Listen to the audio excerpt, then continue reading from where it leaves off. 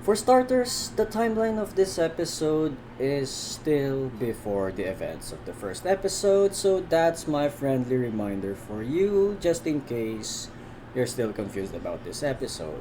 And right off the bat, Titan is definitely taking Destiny to school, and quite honestly, just watching Titan kill every single D2 in such a refined and efficient manner makes me want to see more of her. Because, let's be honest, even with Lenny's lessons, Tact and Destiny are still rough, performance wise. And a quick trip down to memory lane shows that even back in episode 1, they didn't improve as much.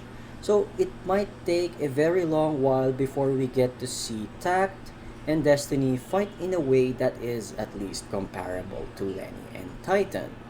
And apart from this training arc, this episode also establishes the idea that conductors apparently aren't just D2 hunters, but rather they also double as law enforcement, with Lenny and Titan here going undercover to jinx everything that Mr. Lang has corruptibly worked hard for.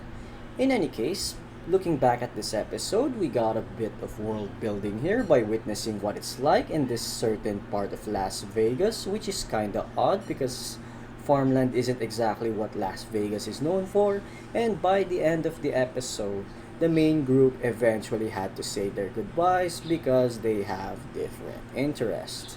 And if I were to wager, I'm thinking the next episode would probably show the events now after the first episode because, quite honestly, another flashback episode might feel a bit too much for us at this point.